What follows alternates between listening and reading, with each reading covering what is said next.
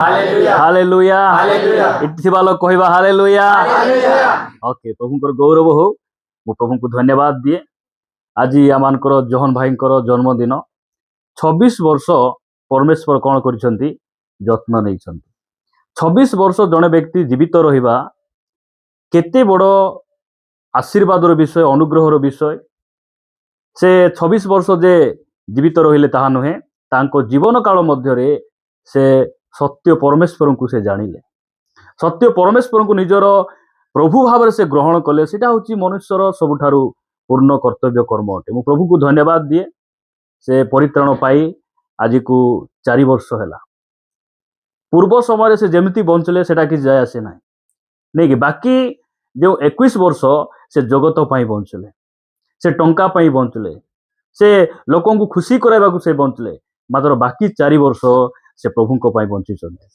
यहाँ हूँ सबुठारु बहुत बड़ आशीर्वादर विषय प्रिय माने यही आमानकर यही बर्थडे सेलिब्रेशन रे आमे प्रभु को धन्यवाद देवा गोटे गीत गाई आमे तांकर गौरव करवा योग्यता से बढ़के दिया ए गीत गाई आमे तांकर नाम को उच्चरे रखुथिबा योग्यता से बढ़ के दिया हे अपनी दया से तूने मुझे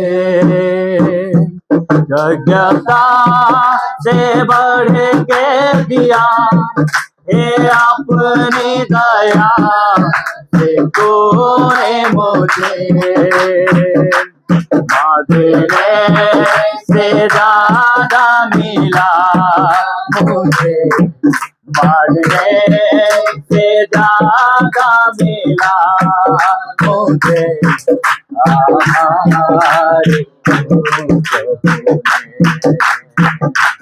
मांगने से ज्यादा मिला मुझे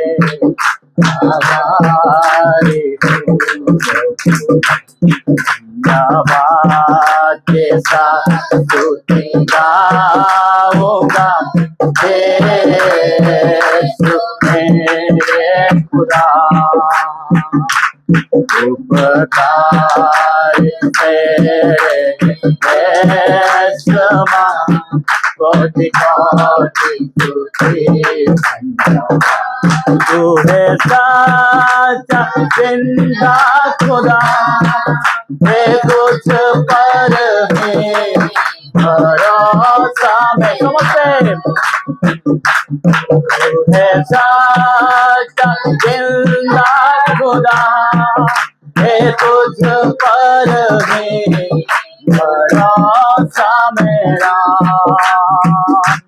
सेवा पूरी करके पाओ सेवा पूरी करके पाओ प्रभु ऐसा सेवा पूरी करके पाओ प्रभु ऐसा धन्यवाद के साथ स्तुति गाऊंगा मेरे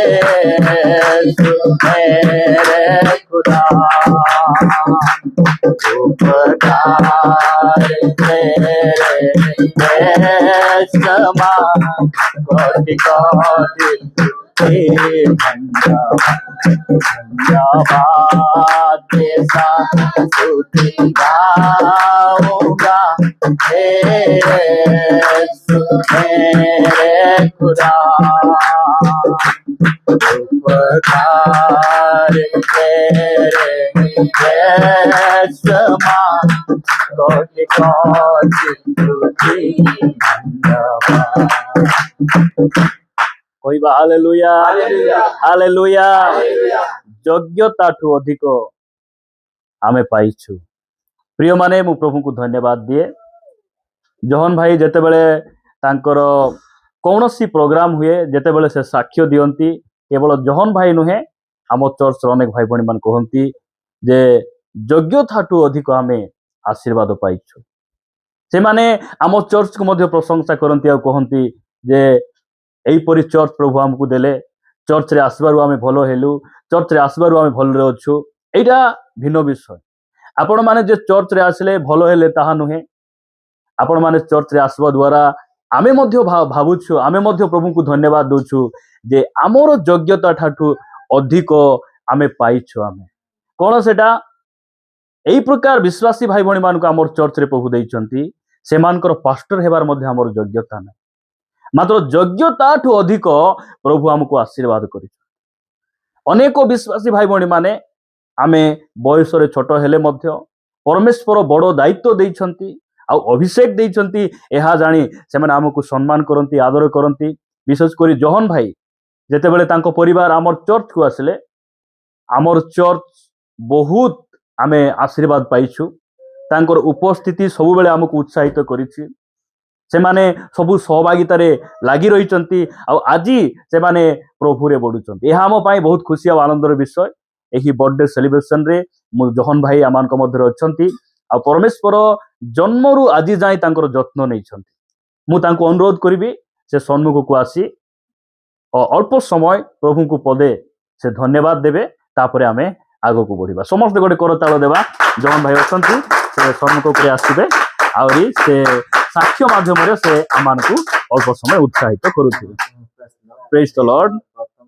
मो प्रभु को धन्यवाद दे आज को मोर 25 वर्ष कंप्लीट करे एबे 24 चलबो हां मो प्रभु को जानि करे आज को 4 वर्ष हबो 4 वर्ष मते प्रभु एते सुंदर भाव रे कोडे नेले केबे मध्य चिंतित रे मोर पड़ी नाही भले Praise एटा the मिलबो कि न मिलबो ए चिंतित मोर केबे भी नाही प्रेज द लॉर्ड आ कु बॉर्डर रे भी मु एंती सेलिब्रेट करबी बोली मोर गोटे योजना नथो मात्र प्रभुर योजना अलगा थिबो आमेन मो सकाळे भी चाहि नथिले भाई मान को डाकबी एटा सेटा ए सब मोर नथिला मात्र प्रभु कथा आइले जे नाही पालक मान को टिके डाकी गरी तर बॉर्डर रे टिके कथा वार्ता हेले भलो रहबो बोली प्रभु मु प्रार्थना करबा समय रे चाकतारे मु प्रार्थना करथिले सेठी टाइम रे प्रभु कहले पालक मान को टिके डाकले प्रेज गॉड भलो बोली टिके मन टिके चालन आइला ले जति हमर उठले से माने भी प्रार्थना करबा समय रे कहले जति जे भाई को आज टिके डाकबा ले भाई को डाकबा जे मोर तो आज काम अछि बोली म पदे कहले काम सारी आस किछ असुविधा नै मात्र बर्थडे टिके करबा बोले हेले जति मोर बचारले हेले खाइबाटा कोन करबा कि करबार अछि भाई मन आइले टिके खाइबाटा करबा हो ठीक अछि खाइबाटा भी करबा बोले हेले मोर बड़ी इच्छा थिला जे भाई मान को समस्त भौणी मान को भी समस्त डाकबार इच्छा थिला मात्र प्रभु योजना हैला नाही भाई माने आइले भौणी माने आसी नाती एटा मते टिके दुख लागुची काई बोले हमें तो सब स्त्री रहबा लोक अछि कि नाही मात्र एका एका आसते मते टोटल भी ठीक लागला नाही एटा मते टिके बसला टाइम रे भी मते सर्च करथिले जे खराब लागला तो प्रभु मान बोले भौणी मान को क्षमा मागबा चाहछि वीडियो रे भी लोक मान देखबे खाली को पिला मान अछंती बोली कहे मात्र प्रभु क्षमा करंतु भाई माने खाली आछंती आ जेतकी भाई माने मोर पय जेतकी चर्च रे अछंती मते एते गर्व लागे जे मोर निजर भाई माने टाइम पड़ले साइड दे मात्र मोर मंडली जेतकी भाई मान अछंती मते बहुत भल लागबो काई कि बोले सबु बेले आमे मिसी थाउछु सबु बेले प्रेज गॉड आ भाई मान देखले आमे कुंडा कुंडी होछु सेटा बाकी चर्च रे पाई पारने मु चर्च रो गोटे बोले चर्च मान को अपमान करू नाही मतलब ए प्रकार हमको जड़ित करजन जे सबु बेले हम कुंडा कुंडी थाउ हम केंती होछु तार किछि बड़ विषय नाही मात्र हम कुंडा कुंडेले गोटे गर्व आसे जे एटा गोटे फैमिली गोटे गोटे शरीर अंग बोले गोटे मिसी पारबो सेटा मते गोटे जेलेक्स फील हेबो आ कोन आर कहबी म तो किछि कहै चाहने हां आ एति रहि किना प्रेस लॉर्ड समझ समस्त गोटे पुनर्बार करताल देबा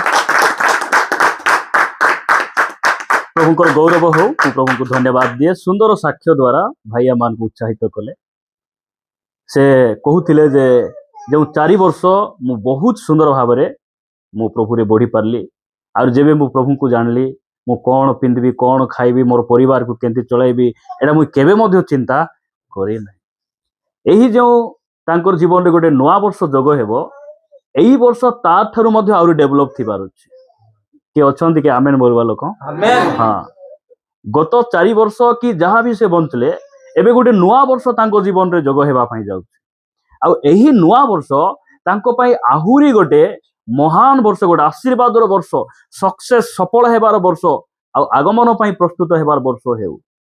ଏହା ଆମମାନଙ୍କର ପ୍ରାର୍ଥନା। ଆସନ୍ତୁ ସଂକ୍ଷେପରେ ଜହନ ଭାଇ ପାଇଁ ମୁଁ ପଦେ ପ୍ରାର୍ଥନା କରିବା ପାଇଁ ଚାହେଁ, ତାପରେ ଆମେ ଅଳ୍ପ ସମୟ ବାକ୍ୟ ଶୁଣି ଆଗକୁ ବଢିବା। ପ୍ରେମିକ ପିତା, ମୁଁ ତୁମକୁ ଧନ୍ୟବାଦ ଦିଏ ପ୍ରଭୁ, এই ପ୍ରକାର ଭାଇମାନଙ୍କୁ ଭଉଣୀମାନଙ୍କୁ ତୁମେ ଆମ ମଣ୍ଡଳୀରେ ଦେଇଛ। ଆମେ କୃତଜ୍ଞ ହୃଦୟରେ ତୁମକୁ ଧନ୍ୟବାଦ ଦେଉଛୁ ବାପା। ଯେବେ ଜହନ ଭାଇ ତାଙ୍କ ପରିବାର ଆମ ମଣ୍ଡଳୀକୁ ଆସିଲେ, ଆମେ ଅନେକ କ୍ଷେତ୍ରରେ ଆଶୀର୍ବାଦ ପାଇଛୁ ପିତା। ଜହନ ଭାଇକୁ ତୁମେ ଆଜିକୁ 26 ବର୍ଷ 25 ବର୍ଷ ତୁମେ ଯତ୍ନ ନେଇଛ, ଉତ୍ତମ ସ୍ୱାସ୍ଥ୍ୟ ଦେଇଛ। ଯେବେ ସେ ମଣ୍ଡଳୀରେ ଆସିଲେ, ଆମେ ଏ ପ୍ରକାର କୌଣସି ଗୋଟେ ଦିନ ଆମେ ଶୁଣି ନାହୁଁ ଯେ ସେ ମେଡିକାଲ ଆଡମିଟ୍ ଅଛନ୍ତି, ବହୁତ ସିରିୟସ୍ ଅଛନ୍ତି। ପିତା, ଆମେ ତୁମକୁ ଧନ୍ୟବାଦ ଦେଉଛୁ। ସେ ବହୁତ ପରିଶ୍ରମୀ ଲୋକ, ସକାଳେ ଉଠି ହଳ ନେବାରେ, କୁଡ଼ି ଧରିବାରେ, ଗାଁ ବୁଲିବାରେ ସବୁ ପରିଶ୍ରମ କରନ୍ତି ପ୍ରଭୁ। ଏହା ନିଜର ବଳ ନୁହେଁ ପ୍ରଭୁ, ତୁମେ ବଳ ଦେଇଛ, ତୁମେ ଶକ୍ତି ଦେଇଛ। ଆଉ ତୁମେ ଆଜି ଯାଏ ବିଭିନ୍ନ ପ୍ରକାର ବିପଦ ଆପଦରୁ ତୁମେ ସୁରକ୍ଷା ପ୍ରଦାନ କରି ବାପା ଏହି ଗୋଟେ ନୂଆ ବର୍ଷ ତାଙ୍କ ଜୀବନରେ ତୁମେ ଯୋଗ କରିଛ। ଆମେ ତୁମକୁ ହୃଦୟ ସହିତ ଧନ୍ୟବାଦ ଦେଉଛୁ ପିତା। ତୁମ ଦାସ ଭାବରେ ମୁଁ ପ୍ରାର୍ଥନା କରୁଛି, ଗତ ଦିନ ମାନଙ୍କରେ ଯେ ପ୍ରକାର ତାଙ୍କୁ ତୁମେ ଉତ୍ତମ ସ୍ୱାସ୍ଥ୍ୟ ଦେଲ ପ୍ରଭୁ, ଆଗାମୀ ବର୍ଷରେ ମଧ୍ୟ ତୁମେ ସେହି ପ୍ରକାର ଉତ୍ତମ ସ୍ୱାସ୍ଥ୍ୟ ଭୋଗ କରିବା ପାଇଁ ଦିଅ। ତାଙ୍କ ଜୀବନରେ ଏହି ପ୍ରକାର ନୂଆ ବର୍ଷ, ଏହି ପ୍ରକାର ଜନ୍ମଦିନ, ଅନେକ ଜନ୍ମଦିନ ତୁମେ ଯୋଗ କରି ଗୌରବ ପାଅ ପ୍ରାର୍ଥନା କରୁଛୁ। ଗତ ଦିନ ମାନଙ୍କରେ ଯେତେ ପ୍ରାର୍ଥନା କଲେ, ଏହି ନୂଆ ବର୍ଷରେ ଆହୁରି ତାଙ୍କ ପ୍ରାର୍ଥନା ଜୀବନ ବୃଦ୍ଧି ହେଉ, ଆହୁରି ଚର୍ଚ୍ଚ ଯିବା, ସହଭାଗିତାରେ ଯିବା, ଆହୁରି ତୁମକୁ ପ୍ରେମ କରିବା ତାଙ୍କ ଜୀବନରେ ଯୀଶୁଙ୍କ ନାମରେ ବୃଦ୍ଧି ହେଉ, ଏହା ଆମେ ପ୍ରାର୍ଥନା କରୁଛୁ। ମହିମା ଗୌରବ ଆମେ ତୁମକୁ ଦଉଛୁ ପ୍ରଭୁ। ତାଙ୍କ ବିରୁଦ୍ଧରେ, ପରିବାର ବିରୁଦ୍ଧରେ କୌଣସି ଦୁଷ୍ଟ ଆତ୍ମା, ମନ୍ଦ ଆତ୍ମାର ଷଡ଼ଯନ୍ତ୍ର ଅଛି, ମୁଁ ଯୀଶୁଙ୍କ ନାମରେ ଅକାମୀ କରୁଛି। ତୁମେ ପ୍ରଭୁ ପରିବାର ଯତ୍ନ ନିଅ, ତୁମେ ତାଙ୍କ ସହିତ ରୁହ, ବିପଦ ଆପଦରୁ ଉଦ୍ଧାର କର ପ୍ରଭୁ। ସେ ଯୋଉଠି ହାତ ମାରିବେ ତୁମେ ଯୀଶୁଙ୍କ ନାମରେ ସଫଳତା ଦିଅ, ପ୍ରାର୍ଥନା କରୁଛୁ। ମହିମା ଗୌରବ ତୁମକୁ ଦେଇ ପ୍ରାର୍ଥନା ଶୁଣିଲ, ଧନ୍ୟବାଦ ଯୀଶୁଙ୍କ ନାମରେ ମାଗୁଛୁ, ଆମେନ୍। କହିବା ହାଲେଲୁୟା, ହାଲେଲୁୟା। ଆଜି ଗୋଟେ ବହୁତ ସୁନ୍ଦର ଦିନ, ବହୁତ ଆଶୀର୍ବାଦର ଦିନ। କେମିତି ସୁନ୍ଦର ଦିନ, କେମିତି ଆଶୀର୍ବାଦର ଦିନ? କାରଣ ଏହି ଦିନ ଆମ ପାଇଁ ଜହନ ଭାଇଙ୍କର ଗୋଟେ ଜନ୍ମଦିନ, ମାତ୍ର ଜହନ ଭାଇଙ୍କ ଜୀବନରେ ଗୋଟେ ନୂଆ ବର୍ଷ ଯୋଗ ହେଉଛି, ନାଇଁ କି? ଆମେ ନୂଆ ବର୍ଷ ବୋଲି କୋଉଟାକୁ କହୁ? ଜାନୁଆରୀ 1, ନାଇଁ କି? ଆମେ ଜନ୍ମ ହେଉଛୁ ଯେଉଁ ଦିନ, ଯେତେବେଳେ ଆମର ବର୍ଷ ପୁରୀ ଯାଉଛି, ତାର ପରବର୍ତ୍ତୀ ସମୟ ଆମ ପାଇଁ ଗୋଟେ ନୂଆ ବର୍ଷ ଯୋଗ ହେଉଛି। ବହୁତ ଖୁସି ଆଉ ଆନନ୍ଦର ବିଷୟ କି ପରମେଶ୍ୱର ଏହି ସୁନ୍ଦର ଦିନରେ ସେ ଆମମାନଙ୍କୁ ରଖିଛନ୍ତି। ଏଇଟା ଜହନ ଭାଇଙ୍କ ପାଇଁ ବହୁତ ବଡ଼ ଗୋଟେ ଆଶୀର୍ବାଦର ବିଷୟ। ମୁଁ ଆପଣମାନଙ୍କୁ କିଛି ଲମ୍ବା ମେସେଜ ମୁଁ ଦେବି ନାହିଁ, ମୁଁ ବାକ୍ୟରୁ କେତେଟା ପଦ ପଢ଼ି ଉତ୍ସାହିତ କରିବା ପାଇଁ ଚାହୁଁଛି। ଆପଣମାନେ ମୋ ସହିତ ଗୋଟେ ବାକ୍ୟ ବାହାର କରିବେ। ତୃତୀୟ ଜହନ ଭାଇଙ୍କର ଜନ୍ମଦିନ, ସେଥିପାଇଁ ଜହନ ପୁସ୍ତକରୁ ଆମେ ପଢ଼ିବାର ଅଛି ହେଲା। ତୃତୀୟ ଜହନ 1 ଅଧ୍ୟାୟ। ଜହନ ଭାଇଙ୍କର ନାମ ସେ ପ୍ରଭୁଙ୍କୁ ପାଇଲା ପରେ ସେ ନାଁ ଦେଲେ ନା ଆଗରୁ ଅଛି? ଆଗରୁ ଅଛି। ନା ଥିବାର ଗୋଟେ ଖାସିୟତ ମଧ୍ୟ ଥିବ, ନାଇଁ କି?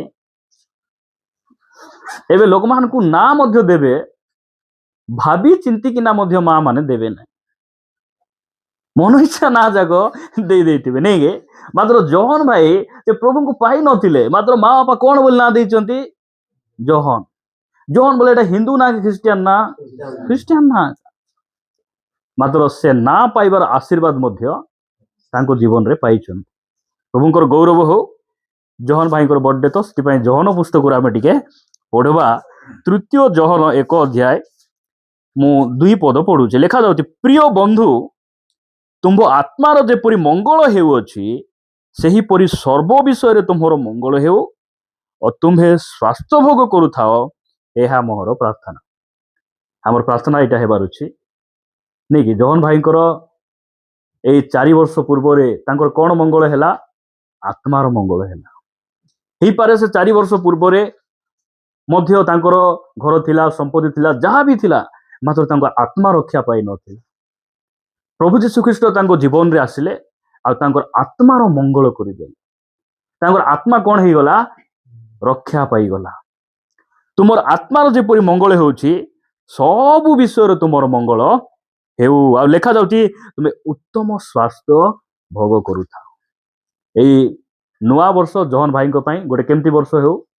आत्मिक जीवन रे बढ़िबा वर्ष हेउ बेपार रे आउरी लाभवान हेबा वर्ष हेउ जेमती रोग नाई ज्वर नाई थंडा काकर रे कुड़ी धरी नहीं लंगल भई किना केमती भयंकर जाई किना केते कुडे कले मध्य केबे आजी हनहनी ढुलीसी भाई बोली फोन कलाटा मुई शुणी नाही प्रभुंकर गौरव हो आहुरी परमेश्वर से प्रकार जत्न नियंतु यह आमर प्रार्थना आ गोटे वाक्य आपण मान निकटरे मु पढ़िबा पई चाहे गीत संगीता 115 गीत मो सहित आपण मान बाहर करिवे 115 गीत तार 14 पद लिखा जाउची सदा प्रभु तुम्भ मानंकु और तुम्भ मानंको संतान गण को आहुरी आहुरी वृद्धि करंतु कहबा कि आमेन हालेलुया कौन बोल लिखा जाउची सदा प्रभु तुम्भ मानंकु और तुम्भ मानंको संतान गण को आहुरी आहुरी वृद्धि करंतु जॉन भाई को प्रभु केवल परित्राण देले ताहा नुहे सुंदर स्त्री देले परिवार देले मंडली देले पालक देले वाक्य देले पवित्र आत्मा देले नहीं परित्राण देले आउरी कलरे गोटे सुंदर झियो मध्य देइछन्ति देखो केते आशीर्वादर विषय दिने पचारला आमर जेनेसा को जने लोक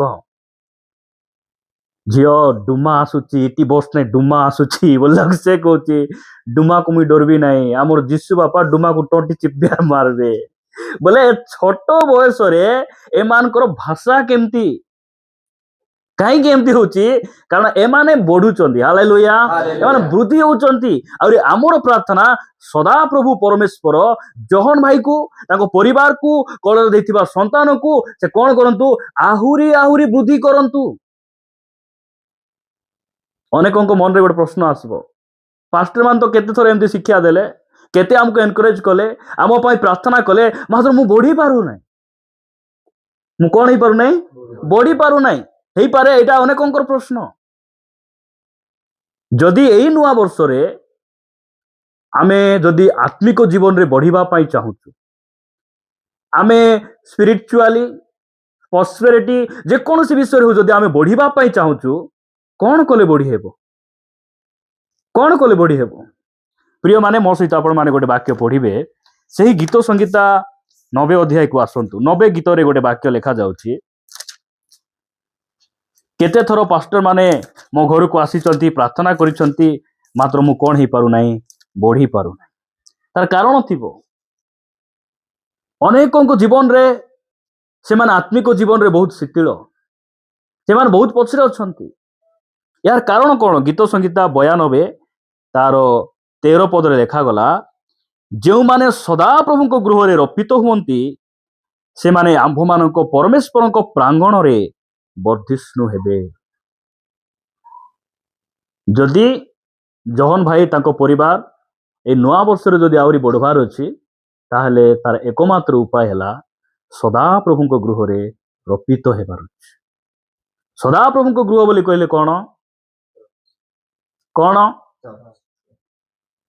सहभागिता मंडली सहभागिता गोटे गछ माटी रे लागिकिना न रहिले केबे बढ़ी पारबो नाही गोटे गछ रे पानी न देले खत न देले ताकू बाड़ न घेराइले केबे से बढ़ी पारिबो नाही गोटे गछ बड़बा को हेले गोटे माली दरकार गोटे गछ बड़बा को हेले माटी रे लागी रहिबा दरकार एही अनेकोंकर प्रश्न केते थर मुई बर्थडे सेलिब्रेट करिछि पास्टर माने मो पई केते प्रार्थना करूछंती मु बढ़ी पारु जणे मा मेडिकल गले देह खराब डॉक्टर लेखले प्रिस्क्रिप्शन रे तांको रिपोर्ट लेखले ब्लड माने मेडिसिन एडवाइज कले एटा एटा एटा एटा तमे नहीं कि ना खाओ से माँ से प्रिस्क्रिप्शन धरी घर को पळाइले आउरी से घसुचंती सेटा को से कोन करछंती घसुचंती तापर डॉक्टर को आज देखाइले आज्ञा नाइ मोर जोर कमु नाइ कुकुटा खाइलो एटा नेलो कि मेडिसिन ए मेडिसिन नेलो कि नाइ नहीं नाइ हेले कोन करूथिलो नाइ ए पेपर नै घरे घसुथिली सेटा नै कि ना पुणी घसुथिला ए मेडिसिन दरकार ए मेडिसिन जोर छाड़बो कि ଲୋକମାନେ ସାକ୍ଷ୍ୟ ଦେବେ ଠିଆ ହେଇକିନା ମୋ ପରିବାର ପାଇଁ ଟିକେ ପ୍ରାର୍ଥନା କରନ୍ତୁ, ଆମେ ପ୍ରଭୁରେ ବଢବା ପାଇଁ ଚାହୁଛୁ। କୋଉ ସହଭାଗିତାରେ ଦୁଶବେ ନାହିଁ? କୋଉ ବାଟ ବଢବ? କୋଉ ବାଟ ବଢବ? ନାଇଁ କୁହନ୍ତୁ, କୋଉ ବାଟ ବଢବ? ବଢି ହେବ ନାହିଁ। ଆମକୁ ଯଦି ଆହୁରି ଆଗକୁ ବଢିବାର ଅଛି, ଆହୁରି ଆତ୍ମିକ ଜୀବନରେ ବଢିବାର ଅଛି, ଆହୁରି ଆମେ ସକ୍ସେସ ହେବାର ଅଛି। କୋଉଠି ସକ୍ସେସ ଅଛି? ଯୀଶୁଖ୍ରୀଷ୍ଟ ହେଉଛନ୍ତି ଆମର ସକ୍ସେସର ଏକମାତ୍ର ମାଧ୍ୟମ। ଯୀଶୁଖ୍ରୀଷ୍ଟଙ୍କ ବିନା ଆମେ ଫଳ ଫଳି ପାରିବା ନାହିଁ। ଆମେ ମଣ୍ଡଳୀରେ ରହିବା ବିନା ଆମେ କଣ ହେଇପାରିବା ନାହିଁ? ଆମର ଜୀବନରେ କେବେ ଅଭିବୃଦ୍ଧି ହେବ ନାହିଁ। ଲୋକମାନେ ବହୁତ ବ୍ୟସ୍ତ, ମତେ ଆଜି ସମୟ ନାହିଁ, ମତେ କାଲି ସମୟ ନାହିଁ, ଭାଇ ମୁଁ କଳାହାଣ୍ଡି ଅଛି, ଭାଇ ମୁଁ ମାଲିଙ୍ଗ ଯୋଡି ଅଛି, ନାଇଁ ମୁଁ ତଲିମକା ଅଛି। ମାନେ ସମୟ ବିଲକୁଲ ନାହିଁ। ଆମେ ମଣ୍ଡଳୀରେ ରୋପଣ ନହେଲେ କେମିତି ଆମେ ବଢି ପାରିବା? କେମିତି ବଢି ପାରିବା? ଏବେ କେତେ ଜଣ ଡିସେମ୍ବର 25ରେ ରୋପିତ ହେବାକୁ ଆସିବେ? କୋଉଠି ଥିବେ କି ସେ ଗଛ? ମୁଁ ପ୍ରଭୁଙ୍କୁ ଧନ୍ୟବାଦ ଦିଏ, ଏମିତି ଗଛ ଆମର ଚର୍ଚ୍ଚରେ ଗୋଟେ ବି ନାହିଁ। ଗୋଟେ ମିଶା ପରବ ଖ୍ରୀଷ୍ଟିଆନ ଅଛନ୍ତି କି ଜନ ଭାଇ? କିଏ ବି ନାହାନ୍ତି। ଆମେ ଥିଲୁ ନାଇଁ କି? ଆମେ ପରବ ଖ୍ରୀଷ୍ଟିଆନ ଥିଲୁ। ଏବେ ଆମର ହରିବନ୍ଧୁ ଭାଇ କହିବ ପୁରୁଣା ଗାଡି ଆଣି ମିଶା କେମିତି କରିଦେଉଛନ୍ତି। ଏଟା ସେମିତି ଝୁପୁଡି ଥିଲା, ଏବେ ତାର ରେଟ୍ ବଢି ଯାଇଛି ନାଇଁ କି? ସେ ଜଙ୍ଗଲରେ ଥିବା ଗଛ ତାର ରେଟ୍ କେତେ? କିଛି ନଥିଲା ନା, ମାତ୍ର ତାକୁ ଗୋଟେ ବଢେଇ ଆଣିକିନା ତିଆରି କରି କଲର ଫଲର ମାରି ଖଟିଆ ତିଆରି କରିଦେଲେ ରେଟ୍ କେତେ ହେବ? ଭୟଙ୍କର ରେଟ୍ ହେବ। ଆମେ ମିଶା ଆମର ମୂଲ୍ୟ ବଢି ଯାଇଛି। ଆମେ ପରବ ଖ୍ରୀଷ୍ଟିଆନ, ରବିବାର ଖ୍ରୀଷ୍ଟିଆନ ଥିଲୁ। ପ୍ରଭୁ ଆମକୁ କଣ କରିଛନ୍ତି? ଗୋଟେ ଭିନ୍ନ ରୂପରେ ତିଆରି କରିଛନ୍ତି। ପ୍ରଭୁଙ୍କର ଗୌରବ ହଉ। ଆମେ ଯଦି ଆହୁରି ଜହନ ଭାଇ ତାଙ୍କ ପରିବାର ଏଇ ନୂଆ ବର୍ଷରେ ଆହୁରି ବଢିବାର ଅଛି, ଆହୁରି ପ୍ରଭୁଙ୍କ ଠାରୁ ଆଶୀର୍ବାଦ ପାଇବାର ଅଛି, କଣ କରିବାର ଅଛି? ପ୍ରଭୁଙ୍କ ଗୃହରେ ରପିତ ହେଇକିନା ଥିବାର ଅଛି। ଯଦି ଆମର କୌଣସି ଅର୍ଜେଣ୍ଟ କାମ ପଡିଲା, ମୁଁ ଯାଇପାରିଲି ନାହିଁ ବୋଲେ ପ୍ରଭୁଙ୍କ ଘରେ ରପିତ ହେବା ଲୋକର ମନ କେମିତି ଥିବ? ଦୁନିଆ କାମରେ ବୁଲିଲେ ମିଶା ଟାଇମ ହେଲା, ପ୍ରାର୍ଥନା ଯାଇଥାନ୍ତିବେ, ଏତେବେଳକୁ ବାକ୍ୟ ଚାଲିଥିବ, ଏତେବେଳକୁ ଆରାଧନା ଚାଲିଥିବ, ଆଜିର ମେସେଜ ଅପଲୋଡ ହେବ କି ନାହିଁ, ଏଇଟା ତାଙ୍କର ମାଇଣ୍ଡରେ ଥିବ ନାଇଁ? ଏଇଟା ଥିବ। ପ୍ରିୟମାନେ, ଆପଣମାନଙ୍କୁ ମୁଁ ଆଉ ଗୋଟେ ବାକ୍ୟ ପଢି ଉତ୍ସାହିତ କରିବା ପାଇଁ ଚାହୁଁଛି। ଆଇବ ପୁସ୍ତକ ଦେଖନ୍ତୁ, କେଉଁମାନେ ବଢିବେ? କେଉଁମାନେ ବଢିବେ? ଆଇବ 17 ଅଧ୍ୟାୟ ବାହାର କରିବେ। 17 ଅଧ୍ୟାୟ 9 ପଦରେ ଲେଖାଗଲା, ତଥାପି ଧାର୍ମିକ ଆପଣା ମାର୍ଗ ଦୃଢ କରି ଧରିବ ଓ ସୁଶୀ ହସ୍ତ ଲୋକ ଆହୁରି ଆହୁରି ବଳବାନ ହେବ। କିଏ ଆହୁରି ଆହୁରି ବଳବାନ ହେବେ? ସୂଚୀ ହସ୍ତ। ସୂଚୀ ହସ୍ତ ବୋଲେ ଆମେ ଗୋଟେ ଡାହାଣ ହସ୍ତ, ଆହୁରି ଗୋଟେ ବାମ ହସ୍ତ ବିଷୟରେ ଜାଣିଛୁ। ବାଇବେଲରେ ଆହୁରି ଗୋଟେ ହସ୍ତ ଅଛି, ଶୁଖିଲା ହସ୍ତ ନାଇଁ କି? ଏଠି ଲେଖା ଯାଉଛି କି ହସ୍ତ? ଗୋରା ହସ୍ତ, କଳା ହସ୍ତ, ମଠା ହସ୍ତ, ଏଟା ମାନେ ଆମେ ଜାଣିଛୁ ସତ କି ନାଇଁ? ଏଠି କଣ ଲେଖା ଯାଉଛି? ସୂଚୀ ହସ୍ତ। ସୂଚୀ ହସ୍ତ ବୋଲେ କଣ? କେବେ ସ୍ତ୍ରୀକୁ ହାତ ଉଠାଇବ ନାହିଁ ଏ ହସ୍ତ। ସୂଚୀ ହସ୍ତ ବୋଲେ କଣ? କେବେ ସେ ହସ୍ତରେ ଭାଙ୍ଗ ଢାଳିକିନା ପାଟିରେ ନେବ ନାହିଁ। ସୂଚୀ ହସ୍ତ ବୋଲେ କଣ? 52 ପତା ଧରିକିନା ତାଳି ମାରବ ନାହିଁ ସେ ହସ୍ତ। ସୂଚୀ ହସ୍ତ ବୋଲେ କଣ? ଲୁଡୁ ଖେଳି ଖେଳି ବସି ନଥିବ। ଏଇଟା ହଉଛି ସୂଚୀ ହସ୍ତ। ସୂଚୀ ହସ୍ତ କଣ? ସେଇ ହସ୍ତ କେବେ ମଧ୍ୟ ମୋବାଇଲରେ ଖରାପ ଖରାପ ଭିଡିଓ ଗୁଡିକ ଦେଖେ ନାହିଁ। ସୂଚୀ ହସ୍ତ ଥିବା ଲୋକମାନେ କଣ ହେବେ? ଆହୁରି ଆହୁରି, ମତେ ବହୁତ ଭଲ ଲାଗେ ଶବ୍ଦ ଗୁଡିକ। ଆହୁରି ଆହୁରି ସେମାନେ କଣ ହେବେ? ବଳବାନ ହେବେ। ଯାର ହସ୍ତ ସୂଚୀ ନାହିଁ ସେମାନେ କଣ ହେବେ? ଦୁର୍ବଳ ହେବେ। ଦୁର୍ବଳ ହେବେ। ଆମକୁ ବଳବାନ ହେବାକୁ ଇଚ୍ଛା ନା ଦୁର୍ବଳ ହେବାକୁ ଇଚ୍ଛା? କଣ କରିବା ଆଜି ବଳବାନ ହେବାକୁ? ଆମର ହସ୍ତକୁ ସୂଚୀ ରଖିବାର ଅଛି। ସୂଚୀ ରଖିଲେ ଆମେ କଣ ହେବୁ? ବଳବାନ ହେବୁ। ପ୍ରଭୁଙ୍କର ଗୌରବ ହଉ। ଶେଷରେ ଗୋଟେ ବାକ୍ୟ ପଢି ଆମେ ପ୍ରାର୍ଥନା କରିବା। ଜହନ ଲିଖିତ ସୁସମାଚାର 15 ଅଧ୍ୟାୟ ଆପଣମାନେ ବାହାର କରିବେ। 15 ଅଧ୍ୟାୟ 4 ଆଉ 5 ପଦ ମୁଁ ପଢୁଛି। ମୋ ଠାରେ ରୁହ, ସେଥିରେ ମୁଁ ତୁମ୍ଭମାନଙ୍କ ଠାରେ ରହିବି। ଶାଖା ଯେପରି ଦ୍ରାକ୍ଷାଲତାରେ ନ ରହିଲେ ନିଜରୁ ଫଳ ଫଳି ପାରେ ନାହିଁ, ସେହିପରି ତୁମ୍ଭେମାନେ ମଧ୍ୟ ମୋ ଠାରେ ନ ରହିଲେ ଫଳ ଫଳି ପାର ନାହିଁ। କେତେ ସୁନ୍ଦର କଥା ପ୍ରଭୁ ଲେଖୁଛନ୍ତି। ତୁମେ ମୋ ଠାରେ ରୁହ, ତାହେଲେ ମୁଁ ମଧ୍ୟ ତୁମଠାରେ ରହିବି। ଗୋଟେ ଗଛରେ ଯେମିତି ଖେନ୍ଦା ଲାଗିକିନା ନ ରହିଲେ, ଶାଖା ଲାଗିକିନା ନ ରହିଲେ ଯେମିତି ଫଳ ଫଳି ପାରିବ ନାହିଁ, ତୁମେମାନେ ମଧ୍ୟ ମୋ ଠାରେ ନ ରହିଲେ ଫଳ ଫଳି ପାରିବ ନାହିଁ। ଏଇଟା ପ୍ରଭୁ କହୁଛନ୍ତି। ଏମିତି ଗଛର କୋଉଟା ଅଛି ଯେ ଗଛରେ ନ ଲାଗିକିନା ଫଳ ଫଳ ବା ଖେନ୍ଦା କୋଉଠି ଅଛି? ଆମେ ଯଦି ଆଜି ଆତ୍ମିକ ଜୀବନରେ ବଢୁଛୁ, ଆଜି ଆମର ବ୍ୟବସାୟରେ ଆମେ ଆଶୀର୍ବାଦ ପାଇଛୁ, ଆମର ଚାକିରୀ କ୍ଷେତ୍ରରେ, ପାରିବାରିକ ଜୀବନରେ ଯଦି ଆମେ ବଢିଛୁ, କେମିତି ବଢିଲୁ? ଆମେ ପ୍ରଭୁଙ୍କ ଠାରେ ଲାଗିଥିବାରୁ, ଗଛରେ ଲାଗିଥିବାରୁ ଆମେ ବଢିଛୁ। ପ୍ରିୟମାନେ, ପ୍ରଭୁଙ୍କର ଗୌରବ ହଉ। ସେ କହୁଛନ୍ତି ତୁମେ ମୋ ଠାରେ ରହିଲେ ମୁଁ ତୁମ ଠାରେ ରହିବି, ଆଉ ତୁମେ କଣ ହେବ? ଫଳବାନ ହେବ, ତୁମେ ଫଳ ଫଳିବ। ସେହିପରି ତୁମେମାନେ ମଧ୍ୟ ମୋ ଠାରେ ନ ରହିଲେ ଫଳ ଫଳି ପାର ନାହିଁ। 5 ପଦ, ମୁଁ ଦ୍ରାକ୍ଷାଲତା, ତୁମ୍ଭେମାନେ ଶାଖା। ଯେ ମୋ ଠାରେ ରହେ ଓ ମୁଁ ଯାହା ଠାରେ ରହେ ସେ ପ୍ରଚୁର ଫଳ ଫଳିବ। ପ୍ରେଜ୍ ଦ ଲର୍ଡ। ପ୍ରଭୁ ଯାହାଠାରେ ଲାଗିଥିବେ, ଯେଉଁ ଲୋକ ପ୍ରଭୁଠାରେ ଲାଗିଥିବ, ସେ କେମିତି ଫଳ ଫଳିବ? ଫଳ ଫଳିବ ନାହିଁ, ସେ ପ୍ରଚୁର ଫଳ ଫଳିବ। ପ୍ରଚୁର ଫଳ ତା ପାଖରେ ଥିବ। ତାପରେ ତଳକୁ ଲେଖା ଯାଉଛି, ତୁମେ ସେ ପ୍ରଚୁର ଫଳ ଫଳେ, କାରଣ ମୋ ବିନା ତୁମ୍ଭେମାନେ କିଛି କରିପାର ନାହିଁ। ତାଙ୍କର ବିନା ଆମେ କିଛି କରିପାରିବା ନାହିଁ। ଏହାର ଅର୍ଥ କଣ? ଯୀଶୁଙ୍କ ବିନା ଏ ଜଗତ ପାଇଁ ଆମେ ସବୁ କରିପାରିବା, କିନ୍ତୁ ସ୍ୱର୍ଗ ପାଇଁ ଆମେ କିଛି କରିପାରିବା। ବୁଝୁଛନ୍ତି?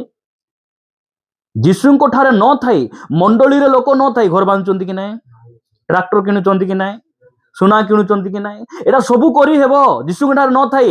ମାତ୍ର ଯୀଶୁଙ୍କ ଠାରେ ନଥାଇ ସ୍ୱର୍ଗ ପାଇଁ ଆମେ କିଛି କରିପାରିବ ନାହିଁ, କିଛି କରିହେବ ନାହିଁ। ଯୀଶୁଙ୍କ ଠାରେ ନଥିଲେ ମଧ୍ୟ ଘର ଭର୍ତ୍ତି ସୁନା ଥିବ, ଡାବୁ ଥିବ, ମାତ୍ର ଯୀଶୁଙ୍କ ବିନା ଶାନ୍ତି ନଥିବ। ଆମର କାମ କଣ? এই ନୂଆ ବର୍ଷରେ ଆମର ପ୍ରାର୍ଥନା, ଜହନ ଭାଇ ତାଙ୍କ ପରିବାର କାହାର ସହିତ ଜଡ଼ିତ ହୁଅନ୍ତୁ? ପାଷ୍ଟର ସହିତ ନାହିଁ, ସେମାନେ ପ୍ରଭୁଙ୍କ ସହିତ ଲାଗି ରୁହନ୍ତୁ, ମଣ୍ଡଳୀ ସହଭାଗିତା ଲାଗି ରୁହନ୍ତୁ, ଯଦ୍ୱାରା ସେମାନେ କଣ ହେବେ? ସଫଳ ପାଇବେ। ପ୍ରଭୁଙ୍କର ଗୌରବ ହଉ। এই ବାକ୍ୟ ଦ୍ୱାରା ଉପସ୍ଥିତ ଆମ ସମସ୍ତଙ୍କୁ, ବିଶେଷ କରି ଜହନ ଭାଇ ତାଙ୍କ ପରିବାରକୁ ପ୍ରଚୁର ଭାବରେ ଆଶୀର୍ବାଦ କରନ୍ତୁ। ପ୍ରଭୁଙ୍କର ଗୌରବ।